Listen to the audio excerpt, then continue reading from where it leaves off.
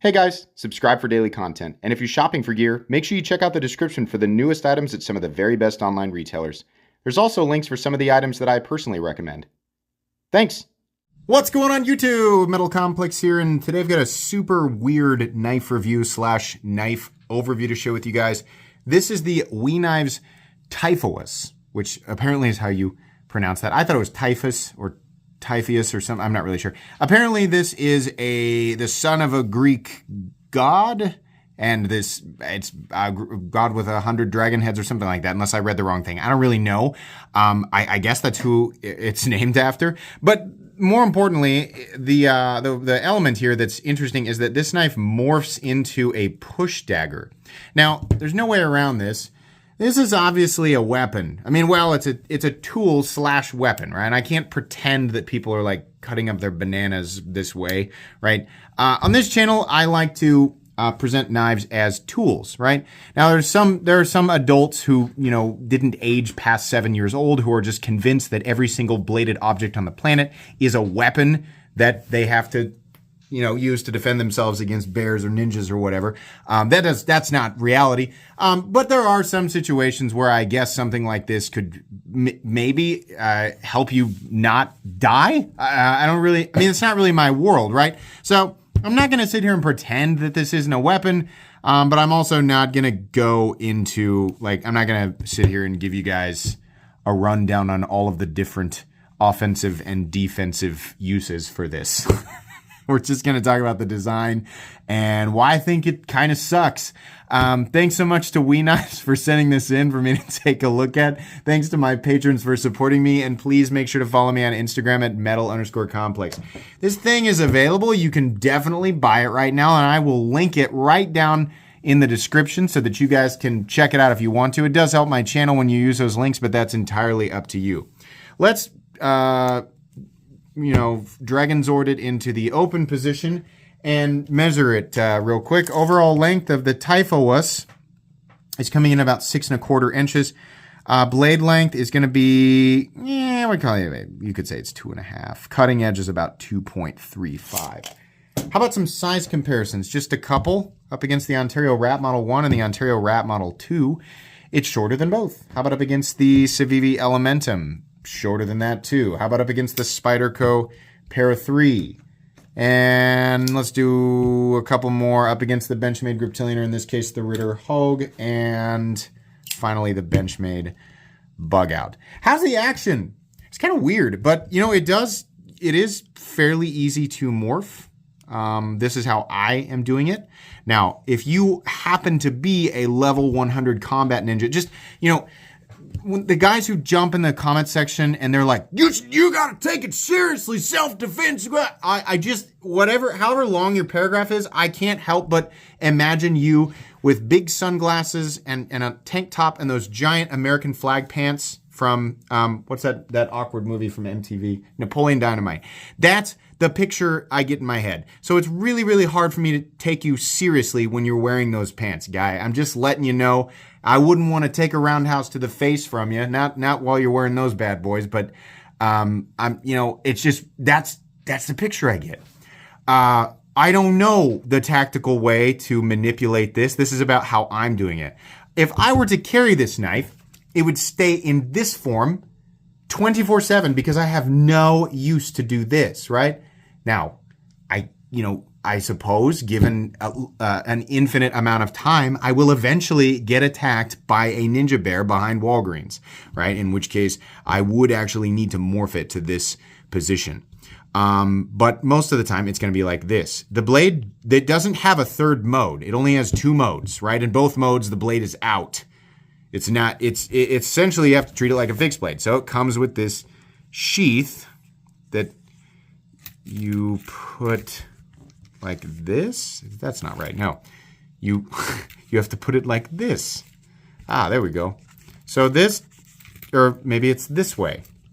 Did he seriously not ever play with the sheath before reviewing it? No, I didn't, because this is ridiculous, right? We're 4 minutes in and this is silly. So this is what you got to carry on your person, right? So in a tactical scenario, right? The ninja bear is running at you, right? Never mind the Skittles and Advil that you came to Walgreens to pick up, you have more pressing matters. Okay, so this is attached to your person, and you're like, oh man, Ninja Bear! Gotta undo this, and you gotta pull this out, and now you're ready to deal with this situation, right? Okay, so this is silly to have to do all of this, right? I mean, your adversary is not going to wait for you to do that. I have to imagine. I mean, I don't know anything about self-defense, but I have to imagine. The biggest issue, right, whatever the argument here, the biggest issue is that there's nothing that locks the blade in this position or in the open position, right? Now, that would have been better. It still wouldn't have been a super sensible design. Sensible, not sensical. That's like a sensible popsicle. It wouldn't have been a very sensible design even with locks, but there's nothing keeping the blade locked out. Now, in this, here it's fine as long as you don't put your thumb up on the spine, because that's going to start to morph it. It's going to, it's morphing time at that point, right? It's morphing. No, not yet. You got to keep pressure back here on the frame. And at that point, it's fine. I mean, this will cut open boxes, right? It'll do all the boring stuff. It's not going to, you could keep in this position for self-defense, right? But this mode is more for like regular people, like the other 99.9999999 infinitely repeating percent of your life, even if you do consider yourself Master Ninja level 1000, whatever, right? The vast majority of your life will be spent, when it comes to cutting objects, you're just cutting open Amazon packages that contain other cutting objects, right? Let's be real. And it'll work okay for that. It's reasonably ergonomic. In fact, it's quite comfortable. There's no pocket clip, right? Which is something that bothers me a little bit, but because it has no clip, it's comfortable. The edges are nicely knocked down. This is titanium and CPM 20CV. We're still talking about action here. It runs on washers, and this shift is pretty smooth. But there's no lock. So we'll come back to that. The action, though, is cool. And it is, I mean, I'm not going to sit here and pretend it's not cool that it morphs. It is. It's neat, right? You don't need to be a ninja to carry this. You can be like, whatever, I'm going to carry it anyway because it's neat. That's totally fine. I think it's much more important to just be aware that you want to carry it because it's cool than pretending like, it's a really you're actually trying to be prepared for this or that. Most people are going to carry this because they think it's neat, and there's nothing wrong with that. That's fine. But let's do I guess we'll do thickness up against the Spyderco Para 3. Right. Carry profile, we have to put it back in the sheath for that. Which is, nope, it's got to go this way. God. Okay, so carry profile. This is going to be hanging off of your person or in your pocket, I guess, if you wear Janko jeans. It's a lot of stuff to carry. It also kind of looks like a tiny firearm. It's just a lot, right? I mean, it's just a lot to have it. It's not really, but it's an awkward shape, right? So it's going to be a little bit weird to carry and a little bit weird to get out and use. Let's do blade stock thickness. I don't even know why. I mean, but just because we do in every other review. We have, probably 125.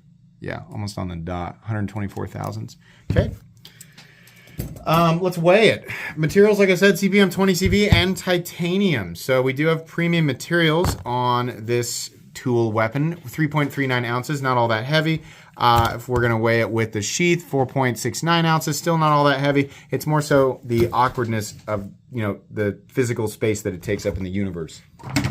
Let's do a hardware check. I'll get out my tools as per usual. My tools are very inexpensive and very recommendable. You can find them right down in the section of my description that talks about the tools I use on this channel.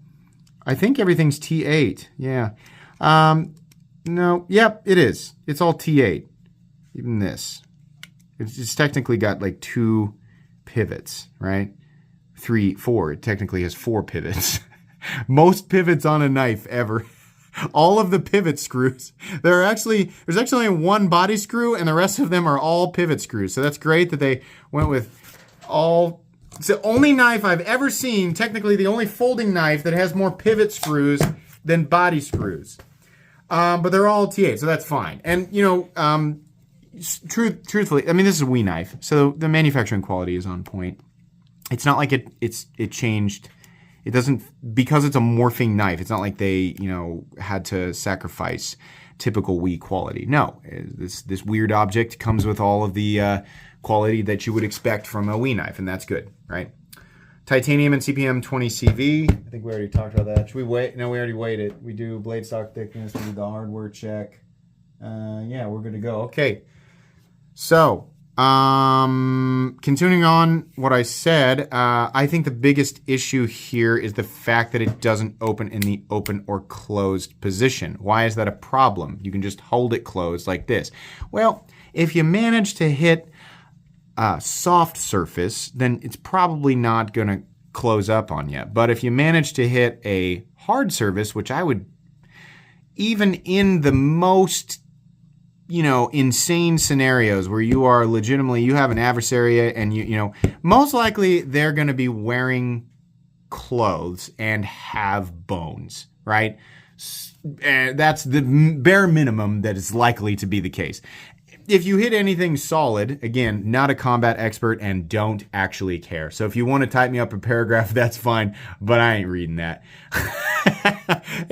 When this hits a solid surface, it really starts to close up. You will have a 100% chance of breaking your finger. If you went out and you're just like, I'm just going to punch a fence once, you will break your finger. If that's what's going to happen. This is going to close around your finger and it's going to break the bone on your middle finger, right? Using this as a knife, as long as you keep your thumb here on the frame and push down, well, you're putting pressure on the blade, which is pushing the blade backwards, and there's a stop. It's stopping right there. It's not locked, right? Now, if you're doing something dumb with it and whacking the spine or whatever, then yeah, it can come down. And, because it's not that it's going to come down on your finger, but it's because we are not adapted to knives that move like this. While the blade does go from straight up to about 90 degrees, which, most folding knives do that, it's just your brain's not really adapt. Even if you carry this for a while, it's not going to fully adapt to that. It's just kind of a weird movement. I've found that so often, every time I get this knife out, I almost cut myself. And, accidentally cutting myself is kind of, comes with the territory. When you do 3,500 uploads, and the vast majority of them, and I mean like 99.9% of them, are pocket knives, you're going to get yourself every now and then. Some knives just naturally are a bit more dangerous just by nature. This thing, I have almost cut myself with it probably an average of 10 times every time I get it out. Going from the transition, depending on how you are using it, before you put it away, then into the sheath, then closed, and then open, and then back out, and then morphing it to whatever mode it needs to be in, which is likely this mode, because you're probably not getting it out because you're being attacked, because that just doesn't happen nearly as often. There's like 10 different ways that blade can get you, and it probably will. You're probably going to cut yourself with this. This thing is way more likely to do damage to the owner than it is to do damage to anything else, right? I mean, without even calculating the likeliness that you get into a situation where you need to use this, right? Which, again, it probably won't be that effective because your funeral will be well over with by the time you would have actually gotten this thing out to use it. This is more of a fidget toy than anything else, but I think that's okay. It should have had a way to lock into both positions. Still would have been weird, and that wouldn't have fixed the awkwardness of this thing, but it would have made a lot more sense. Both in the open and closed position. This is a fun talking point, and whenever I have people over to look at my collection or just talk knives, this is always a weird one. It's always a fun one to get out because people are like, what the heck is this? And it puts a smile on people's faces, and that's why I say, I think it's totally okay to just want to carry this because it's fun, right? It's just weird if you're allowed to carry it. Some places have push dagger laws, I'm sure, because that's what this is, right? I mean, it's not actually a dagger because it's not sharp on both sides, but it's shaped like a push dagger. Not too many things on the market that are like this. I can't say that I've ever seen a morphing push dagger before. So that's neat. The price isn't. The price is $300. Why? Why? Why? $300? Come on, where are you getting this? No. It's titanium and 20 CV, and it morphs. And yeah, there's a little bit of complex machining going on here, and it's a little bit more, but still, $300 is just too much money. And a lot of things that WE has in their line is just too much money. They also have things in their line that are substantially less expensive, that are made out of exactly the same materials, that are arguably similar in machining complexity. So it doesn't make any sense to me. If you love the idea of a morphing push dagger, you're just all about that. You only collect weird pocket knives, which people definitely do. I got a lot of weird pocket knives too. There's something fun there. I think this is who it's for. It is not for anyone who is like a serious, heavy quotes there, because there's a lot of serious combat experts on you. I mean, there's a what's the word I'm looking for? A curious number of serious combat experts in the YouTube comment section. Man, there are a lot of you. I had no idea. Is there like an academy? Is there like a freaking tactical knife Hogwarts that I didn't know about? I never got a letter, right? But there are a ton of you that have apparently graduated from this mysterious, magical, tactical college, right? But yeah, it's not for any of those guys either, right? Even the 1% of them who are actually telling the truth and they're actual hand-to-hand combat experts, right? It's not for them because it's not made. I mean, as someone who's not a combat expert, I can just look at this and go, it's not going to work very well, right?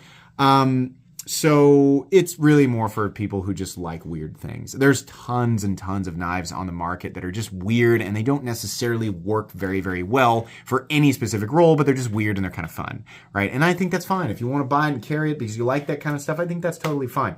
Don't buy this and actually expect it to save your life. I would heavily advise against that. It's weird. It's going to be one of those things where years and years in the future we go, remember that freaking weird morphing push dagger that we made a while back? Oh yeah, that was weird. It's fun, and nothing against the designer, whoever it was, because I think this was an in-house design. It doesn't say anywhere else. Nothing against them, because at the very least they did make something that I don't think existed before this did. And that's worth saying something, right? People always do the Jurassic Park quote. Is that where that came from?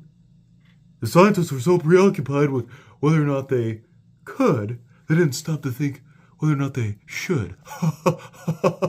Hey, did you hear what I put there? I said they were so preoccupied with whether or not they could. See, it applies perfectly because shut up! It's been used too many times. Yeah, that's hilarious. That's funny that you made that observation. Nobody else made that observation. That's hilarious. Yeah, there's tons of that stuff that exists. There's a huge chunk of knives in general that didn't need to be designed, but it's still neat that they did, right? So, yep, that's weird. This is a weird one. Don't know what to think outside of that. Kind of dangerous, way too expensive. Definitely would not fight ninja bears with it. That is my conclusion.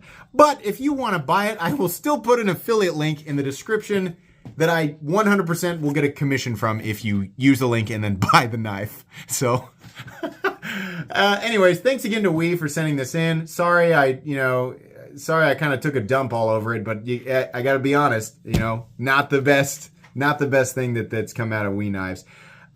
Please make sure to follow me on Instagram at metal_complex. If you enjoyed this video, leave a like. If you'd like to check out my other content, I do, of course, have lots of videos of knives that are either expensive or inexpensive that I do or don't like, so check those out. And if you enjoy all my content, go ahead and click on that Metal Complex logo right there and subscribe because there's definitely more coming. Thanks again for watching, everybody, and have a great day.